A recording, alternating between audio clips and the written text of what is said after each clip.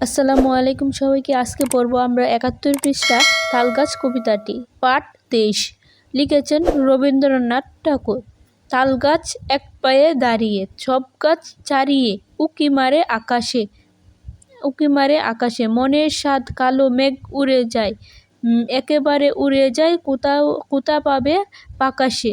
তাই তো সে ঠিক তার মাথাতে, গোল গোল পাতাতে, ইচ্ছাটি মেলে তার, মনে মনে ভাবে বুঝি ডানা এই, উড়ে যেতে মানা নেই, বাসাখানি ফেলে তার।